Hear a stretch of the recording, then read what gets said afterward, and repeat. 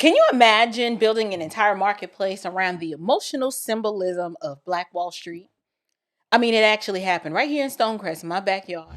Well, now to this, management with the new Black Wall Street market says that it is set to close at the end of this month. I just saw on the news that after 5 years, y'all, Black Wall Street is closing. Say it isn't so. Oh me, oh my, how did this happen? Y'all, suddenly, are we supposed... Okay, I'm gonna try to act confused and surprised. Okay, I'm lying. I'm not. Y'all, this is precisely what happens when people try to run economics on the fumes of emotion. Let me explain what I mean. This is what happens when you confuse symbolism with a business strategy. When you think a sob story can turn and do the job of supply and demand and price and quality service and most of all, repeat customers. And I already know some people, y'all are gonna say, April, you are being too harsh. I knew you hated Black folks. You know we supposed to be supporting our own. I've heard it all, right? April, this was for the culture. Why are you coming down so hard? Listen, somebody got to tell you the truth. People who love you tend to tell you the truth. So I'm just gonna be people today. Listen, the culture does not pay the rent. Okay, the culture doesn't move dead inventory, doesn't create any sort of sustainable cash flow, and history by itself is not enough to turn a weak business model into a successful one. I know that's hard to hear, but we're going to talk some truth today. Today, I want to talk about why the new Black Wall Street in Stonecrest, Georgia is closing at the end of the month, and why the premise of the whole concept of Black Wall Street was flawed from the beginning. Listen, at the end of the day, some folks still have not learned. They've not learned that pity is not a marketing strategy. Let's get into this.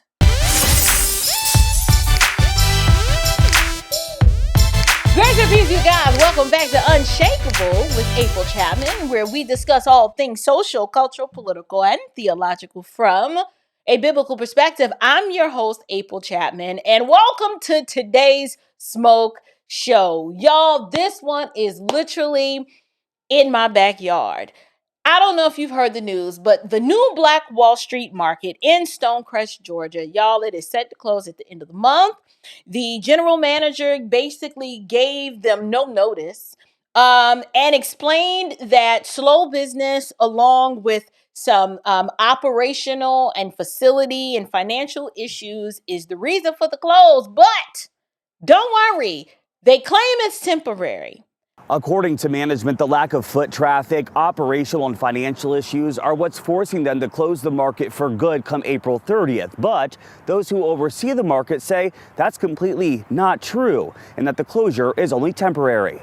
Without a lot of notice, I have a lot of work ahead of me. Dr. Ronnie Shyam owns Cuba Kingdom. Her store has been part of the new Black Wall Street market from the beginning. In fact, we interviewed her in 2023, the market's second year in operation. We have made the most money that we ever had in that year here. That was Dr. Shyam then, but now it went from up there to way down.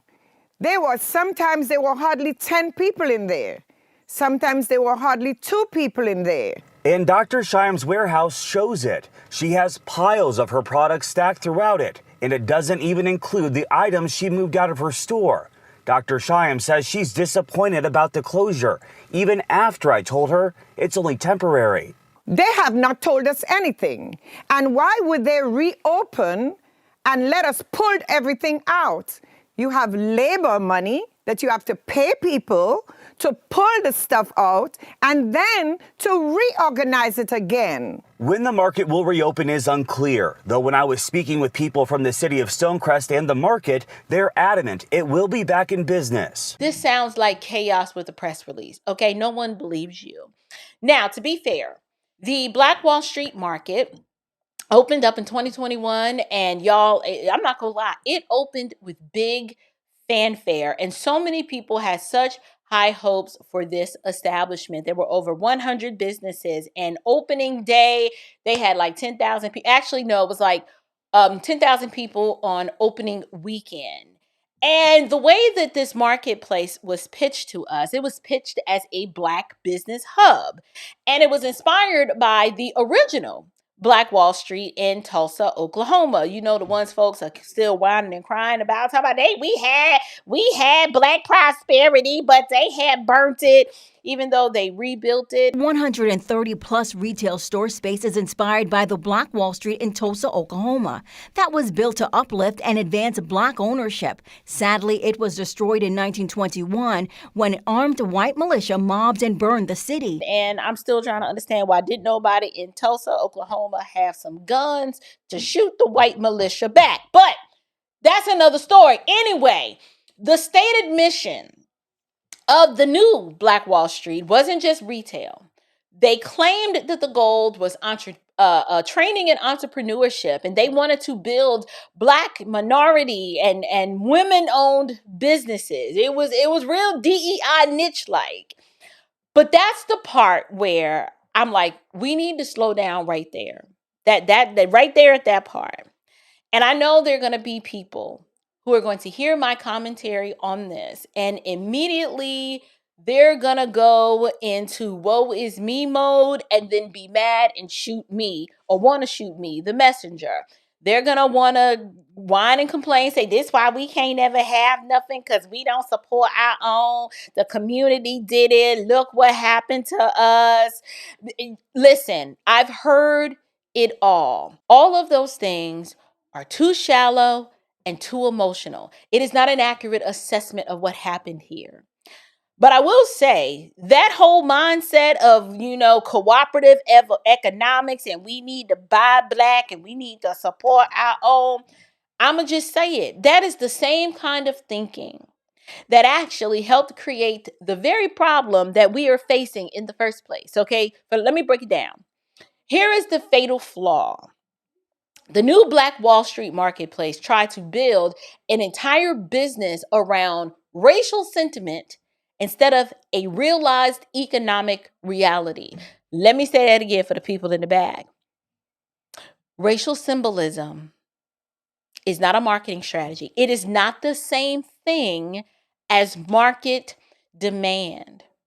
You got to understand, you guys, the whole buy Black concept, it works as a political slogan. It really does. It can stir up guilt and solidarity and sentiment, stir up old wounds, old grievances, and encourage Black. It gets people out to vote for Black politicians. But in economics, it is different. There is a different law at work with economics. Economics don't care about your slogans, okay? It's a different set of laws. In economics, the customer, regardless of ethnic persuasion, they're going to ask, is the product good? Is the service good? Does it have the right price? Is the experience worth repeating? Do I want to come back? If I do, did I tell somebody else? That is it. That's the market in just cold-blooded reality. It is. The market's cold-blooded. It does not clap and celebrate you because your concept is historic. I'm going to say it again. Nobody cares. I know you want people to care, but they don't. The market does not spend money because your branding is emotionally loaded. It doesn't. The market will and has always responded to value. And if you don't create enough value for enough people, often enough, the market will starve you out. That's not racism. That's just reality. I get it. I know folks hate hearing this because too many of us have been discipled to think about economics through a grievance, Marxist, socialistic framework. Y'all, we've just been taught we have to moralize every outcome. You've been told that if it works, it's because we're finally being seen. But if it fails, it's because somebody doesn't value or support us enough. That is not how grown business works. A business is not a fundraiser.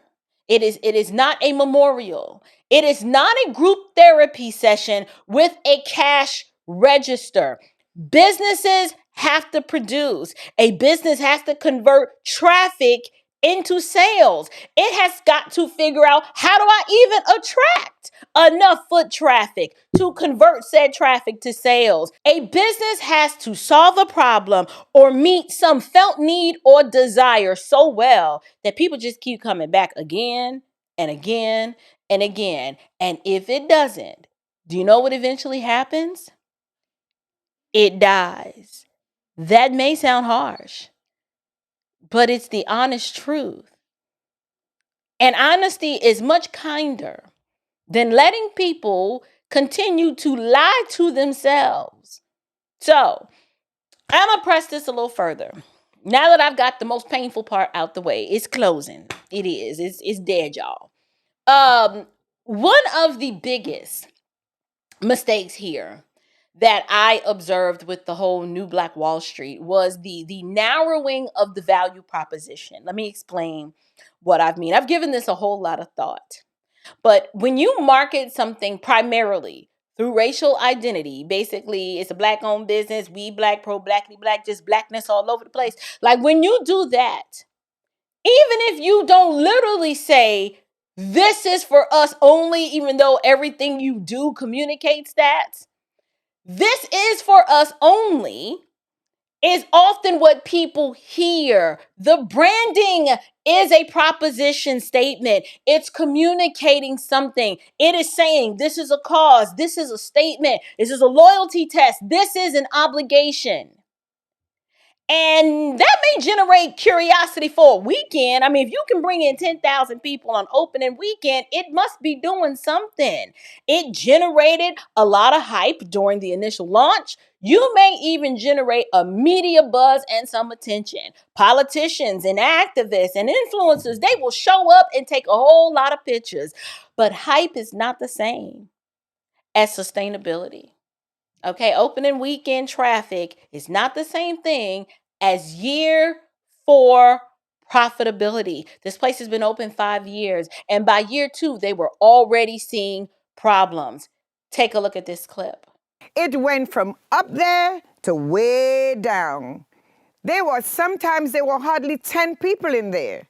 Sometimes there were hardly 2 people in there. And Dr. Shyam's warehouse shows it. She has piles of her products stacked throughout it, and it doesn't even include the items she moved out of her store. Dr. Shyam says she's disappointed about the closure, even after I told her it's only temporary. They have not told us anything. And why would they reopen and let us pull everything out? You have labor money that you have to pay people to pull the stuff out and then to reorganize it again. When the market will reopen is unclear, though when I was speaking with people from the city of Stonecrest and the market, they're adamant it will be back in business. On Wednesday, the new Black Wall Street Market will hold a farewell celebration for seniors between 12 and 3. In Stonecrest, Chase Howell, 11 Alive News. And several vendors say that they will be having special sales ahead of the expected closure. While the new Black Wall Street Market has been beneficial for store owners, there have been some challenges, including keeping vendors. Still, Hampton says even that isn't all bad. Probably 4 to 5 retail businesses that have started here, and they left because they started their own operations. So even some of our vacancy challenges are because of the success that we've had. And this is one of the reasons why this story matters so much, and I wanted you to see that throwback clip, because they were reporting about all of the early excitement and the promise that this new Black Wall Street marketplace was going to yield. And now it's the same business that just 3 years ago was talking about how slow business was and facility problems and all of the operational strain and confusion over the future. That just means your launch story and the long-term story were not the same story. And do y'all want to know what else this exposes? Sadly, there's this lie that all you have to do is, if you create a for us, by us space, that success will automatically follow. The assumption is, well, all the Black folks surely are going to come out and support it because the widgets or the things that y'all are selling there that Black folks just want. I'm sorry, but that's just not true, right? That is not true. You can't make that assumption. Everybody didn't want what y'all was selling. The offerings aren't compelling enough to bring enough of us out. Especially if customer experience is inconsistent, if management is poor and messy, and the whole operation is just giving unstable vibes, right? If you can't attract a wide enough base of paying customers, once that symbolism wears off, people are not going to return because it lacks substance. That is the issue. It is not your skin color. This was a substance problem. And I probably got a little bit more to say that a lot of people are not going to like it, but it still needs to be said. Being black is not a product. I know somebody told you it was a sales strategy and a form of economics, but it's not. Being black is never a substitute for excellence, nor is it a substitute for operations or discipline in your pricing and strategy and consumer demand. You still gotta be good. You have got to compete. I've been trying to tell y'all this. This is why I hate DEI, because it gives you a false sense of security and makes you think you were great until the market says otherwise. You have to be good and compete, and you have to serve, and you got to make people want what you have. It's the truth. If what you have is truly excellence, and we always talk about black excellence, listen, people will buy it, but they're not going to buy it because they pity you or because you've made them feel guilty. You can't even convince them that because of what happened to you and your people in 1921, and you got a whole hashtag behind it, people are still only gonna buy if it's worth buying. That is how real wealth is built. And this is where I just have to bring in a much deeper ideological issue to the forefront. Because a lot of our people, black people, y'all, we've been discipled to hate capitalism without even realizing that you were still begging for the benefits of capitalism, even though you don't even function economically from a capitalistic framework. What do I mean? You want profit without competition. You want all of the visibility. See me, we Black Wall Street, we doing for us, by us, without the excellence. Listen, no shade. I saw y'all sign. It is 5 years later, and the temporary sign, or at least the sign that I thought was the temporary sign, was the permanent sign, and it's about this small in relationship to how big that Target building is. You can't even see it, or let alone read it from the main road. And then the little marquee sign when you're driving by that used to say Target, you gotta squint and be like, what? Black Wall? You like, oh, okay, I don't even know what that is. Like, if somebody didn't tell you, oh, there's the Black Wall Street, you would not know. You just wouldn't know. So community obligation without customer satisfaction and just the optics of this place is on and popping, you can't win. You don't get revenue without market discipline. That is a fantasy, but that's not how free enterprise works. You might get closer to some grievance-based collectivist mindset, right, where success is just expected to flow from the identity politics and the whole historical narrative of it all, coupled with the emotional pressure. But value creation, no. When you think and function from that kind of framework, a socialistic one, it's going to fail you every single time. You cannot build a lasting enterprise on guilt. White guilt or black guilt. You just can't. You can't shame people into sustainable consumer behavior. People don't want to be emotionally blackmailed into permanent loyalty. People will spend money where they get the most value. And that includes black people too, by the way, because let's just be honest. A lot of the same people who will preach you need to support black businesses with all the tears in their eyes and stuff, they still go to Amazon. They still shop at Walmart. They still go to where the price is better, and they will still go to where the selection is broader. They want to go where the experience is stellar. Why do people do that? Why is that specific human behavior that will never change?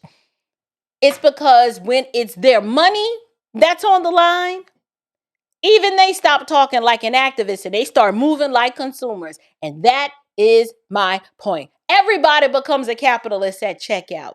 Everybody.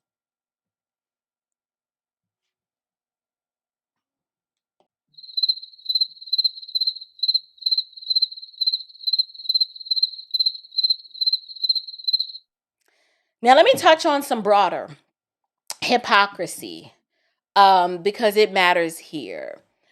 We watched all of this energy get poured into boycotting Target over its DEI politics. Y'all remember that, right? Jamal Brown was at the forefront. I'm curious to know, what are his thoughts on the closing of this Black Wall Street? But anyway, listen, that whole mess with Target was incredibly emotionally charged, absolutely performative, and it was economically sloppy. And the reason why I say that is because if your stated concern is helping black businesses, but then you support behavior that actually hurts businesses with actual shelf space and actual distribution, then what exactly are we doing here? You idiots followed behind a Marxist and a socialist, and he ruined you economically. And it's because you haven't been taught to think economically. You think tribally and emotionally, and you've confused ideological theater with a strategy. And so when a project like Black Wall Street can't sustain itself, I don't know why everybody is acting shocked. I'm not shocked.